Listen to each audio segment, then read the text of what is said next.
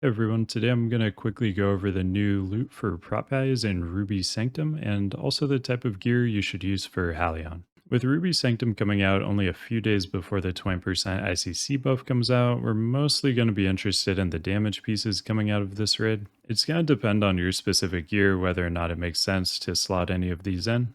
I recommend using the 2-piece PvP set if you want to maximize your damage, since it'll allow you to make a lot of swaps. Let's first take a look at the 10-man loot, which is eye level 258 on normal and 271 on heroic. Valtharis' gift is a new neck, and the main thing we'll want. Expertise has been a bit lacking for us in ICC, while hit can be found on nearly every slot, so this is a great way to pick up some expertise and drop some hit to allow for a swap elsewhere.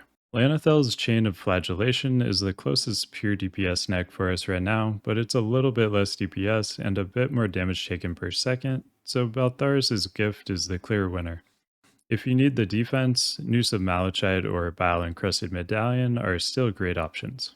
Scion's Treads are new boots, but they're not going to be used by geared prot pallies. These are solid boots to pick up for a fresh prot pally that can't afford the defense loss on Boots of Kingly Upheaval. Now let's look at 25-man loot, which is eye level 271 on normal and eye level 284 on heroic. Probably the most exciting piece here is Apocalypse's Advance, new boots with huge offensive stats. However, they're only really worthwhile if you're using the 2-piece PvP set, otherwise the lost defense on Grinning Skull Great Boots will be problematic. They do have hit, so you'd need to move things around elsewhere to fit them in.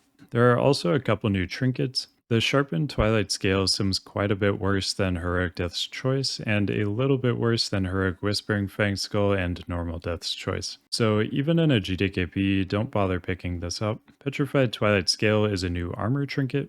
This trinket is less effective HP than any of the Stam trinket options and about equal to Organ with 1 stack. It also only affects physical attacks, of course, whereas Stam helps us to survive magic damage as well, and most fights have big magic damage right now. The amount of dodge percent you get from this proc after diminishing returns will depend on the rest of your gear, but an ICC geared prot pally can generally expect this to be worth about 10 to 11% dodge after diminishing returns. The proc is nice, but it's also RNG if it'll even help you out, and it can be leapfrogged if you take a hit above 35% that kills you, and of course it won't help against spells.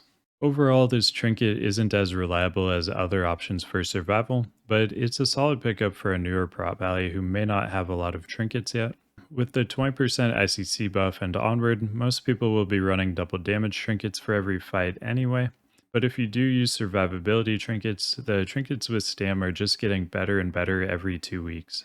Treads of Impending Resurrection are new boots, but don't really have interesting stats for this point in the ICC buff. They are the highest EHP boots, but maximizing EHP is not important at this point. These would only really be used if you haven't gotten Grinning Skull Great Boots or Apocalypse's Advance. Signet of Twilight could potentially be good if you haven't gotten Skeleton Lord Circle or Seal of Many Mouths and can accommodate the hit. Here's an example set that incorporates the new gear.